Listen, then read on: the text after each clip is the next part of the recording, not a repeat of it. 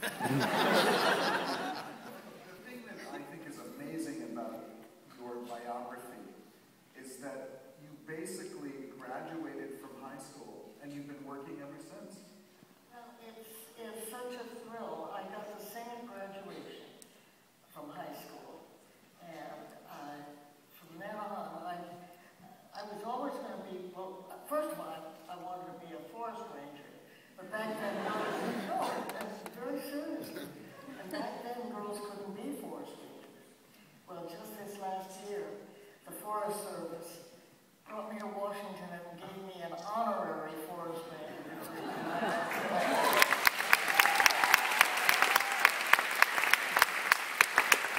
Our environment is so important, and I care so much about it.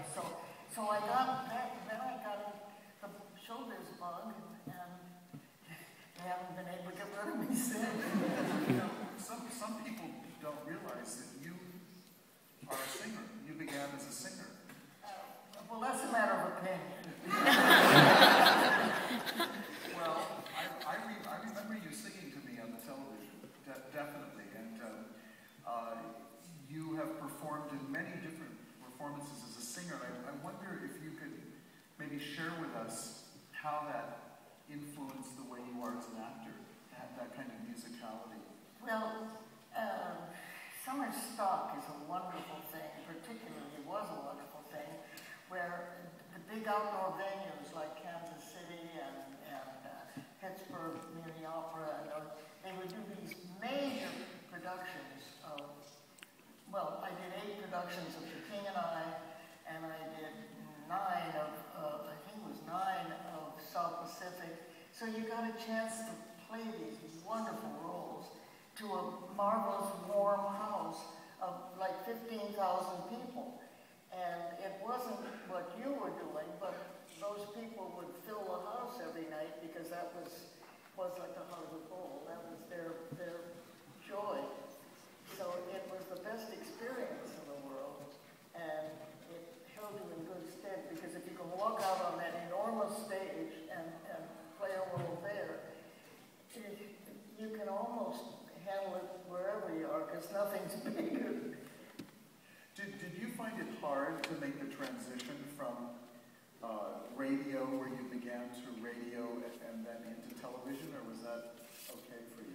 It was okay for me because I was going around looking for a job when I first got out of school, and this one producer, Fran Van Hartesville, said, well, you can't get a job until you've got a union card.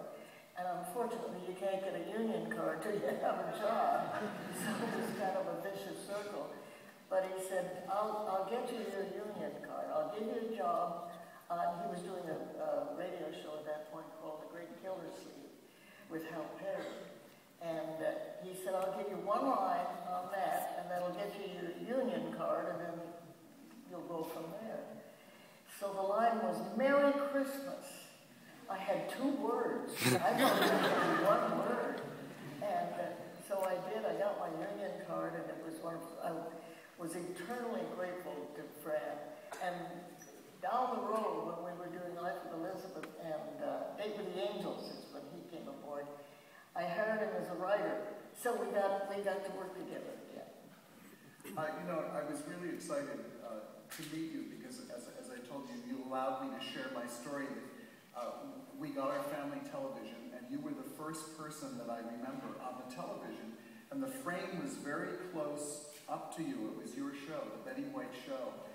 And I looked at this again last night from maybe 1952 or 1953, and it gives the sense to the viewer, as you're framed, that you're talking right to the person. And that, as a kid, I thought you were talking directly to me, and then I thought last night, that must have been very hard originally when those cameras were in your face and the lights were so hot. How did you create that feeling that you were talking to what were really millions of viewers, but you gave the impression of just a few people? But that's why I love television. I still love television the best, because you're never talking to more than 2 or 3 people at the most.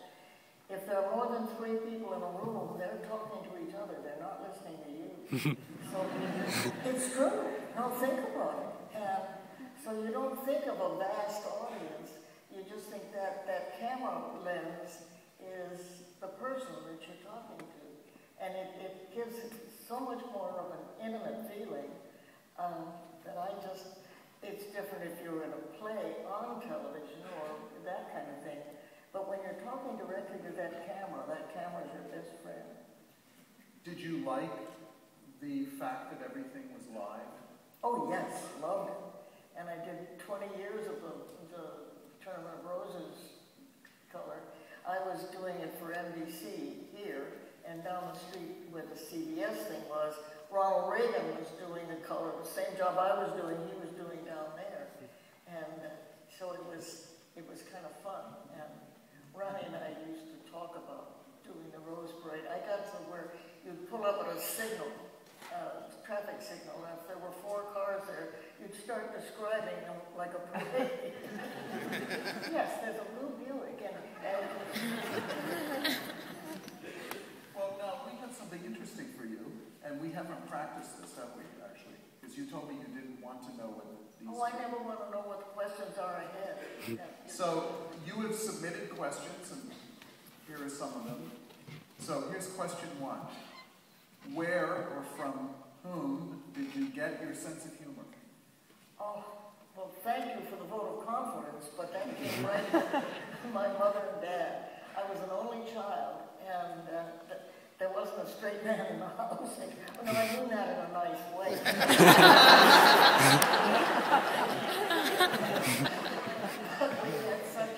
we had such fun. We'd sit around the Saturday and Sunday breakfast were our fun because we'd catch up on the week and stuff. And somebody would say something and make another joke and stuff. When I was a littler kid, Dad would come home from work. He was a traveling salesman. And he would come home from work with stories and jokes. And they never explained them to me. I had to either get it or do without it, but they never explained the joke. And as I grew up and got to understand the jokes, that came in good time. But early on, they never told me. But, they would laugh so hard, and I would laugh so hard because they were laughing. I had no clue when I was laughing. But I had a good time. Right.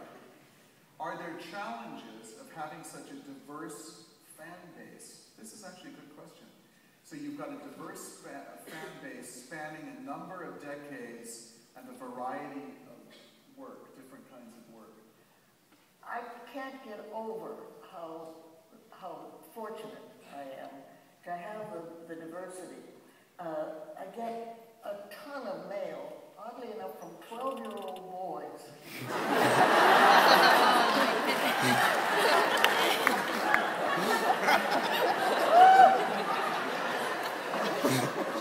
I can't take you anywhere. No, but it's true. Hello, my name is so-and-so, I'm 12 years old, I'm at such and such a school, and they follow shows like Heart in Cleveland. You wouldn't think of that age, more boys than girls, oddly enough, and that surprises me. But I think there's a correlation, because I get the same from Europe and from Bangladesh, and we get fan mail from all over the world. And I think it's because a lot of those boys watched our show with their grandmothers. And I think they equate the grandmother syndrome, and they think, because so many times their grandmothers are gone. I think maybe that's what might trigger the mail, but I'm delighted, it's great. Here's an interesting one. I love you. It says here that you will soon become 9 years old. Yep, January 17th.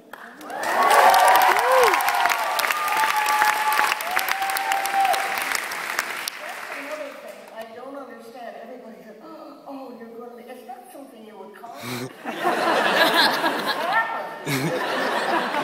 So I'm thrilled that you're excited. I'm excited, I'm delighted. But it's nothing I did to really earn it. they say, since you're becoming 90 years old, do you feel the Hollywood norms involving fashion or weight gain or weight loss still involve you? No, you're just the one being you. I think rather than I've seen weight get away from people, so I weigh every morning, and if I put on a pound, I take it off the next day. I don't wait till it gets to be 3-4 pounds or 5-6 pounds. Those are tough to take off. So I just do without something the next day. Perhaps the vodka on the rocks before.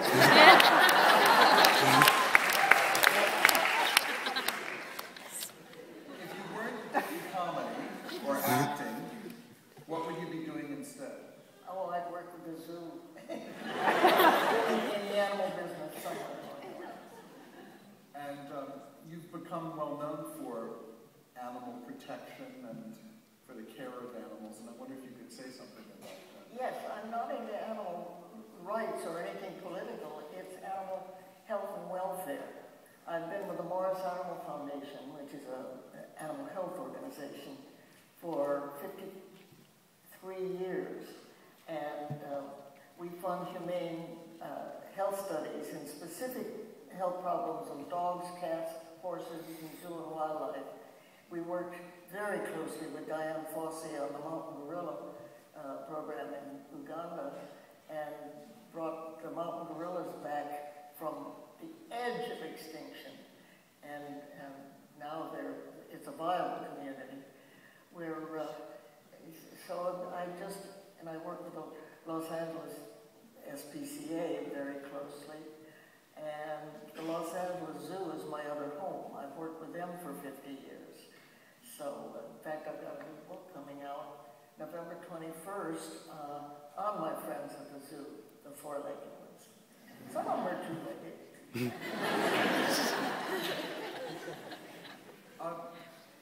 This person asks, how do you stay so vibrant and alive, and even in the face of a packed schedule and in your life moments of personal adversity, how do you remain resilient? Well, you accent, I know it sounds so corny, you accent the up stuff. That sure beats the alternative of the down stuff. And I realize how many people on this planet would sell their eye teeth to be doing what I'm doing. If you ever hear me sit down and complain about it, throw me away. Don't put up with it. Just tell me to just knock it off. So I try to taste all the wonderful things. And to be a part of a business that I love so dearly is such a privilege. I must never, ever let myself take it for granted. It says here, you have gotten to work with a lot of gorgeous men.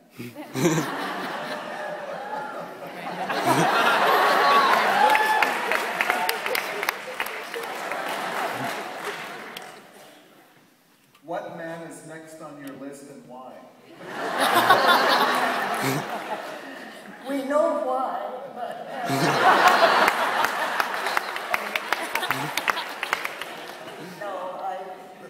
Squaring up, I've had a running gag. When anybody asks me almost any man-related question, my answer is always Robert Redford. Just automatic, Robert Redford. And I have never, trust me, it's all in my mind. It's not anything to do with anything. But aside from him being such an attractive man, you noticed, yes, he is.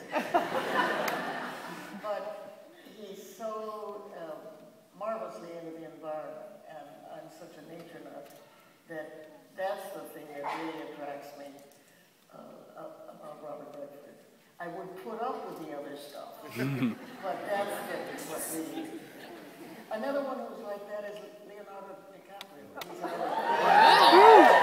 He's another big environmentalist, and a dynamite actor. Are there actors or actresses that you have, when you hear you're going to work with them, you really get excited because you admire their work? Oh, yes. And look at the people I've been lucky enough to work with. The girls on the Golden Girls, Bea and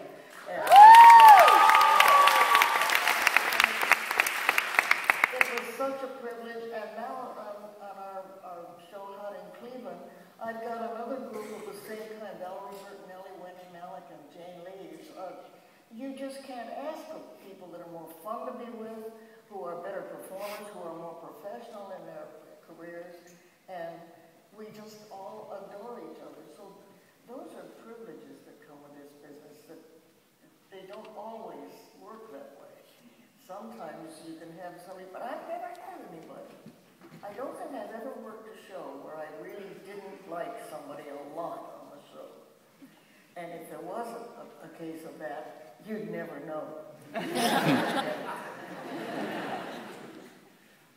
First of all, this question begins by saying you were hilarious and inspiring, so I should tell you that. And then it says, what advice can you give to someone about persevering through the industry of television and film?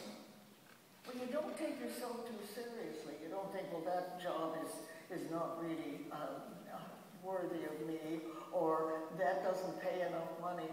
You just keep, if you enjoy working, you just keep working, and you try to use this good judgment. You have wonderful representatives. You know, I have a dynamite agent who is not only my good friend, but he keeps an overview on my career, so I don't get carried away. And I just would so much rather be working than not working. And I never think of turning down a job if it's one that I really want to do. And the older I get, the more I'm practicing in the mirror in the morning. No. No. Haven't made it stick yet. When you speak of practicing, because television requires you to learn a lot, and then you have to get rid of it and learn more, and what I mean by that is just your memory, memorization. Do you have a routine every day when you're on a show and you have to learn your lines? No, I'm blessed with a pretty good memory and kind of a photographic one where I just leave a script open, and when I go by it, I just glance and it somehow sticks. My beloved husband, Alan Ludden, was just the reverse. He could look at a line all day and never remember it, but his was an audio memory. So if we were driving in the car, I would read him his lines, and he'd get them that way. You could read me my lines forever, and I wouldn't remember one of them. It's funny. It's a whole different country up here. It is. It's a whole. The brain is a marvelous thing, and each one is a little different. I find it fascinating. Why two people who loved each other so much and who had so much in common had this absolute opposite work habit. And do you have a physical routine as well, in terms of? What do you mean by that?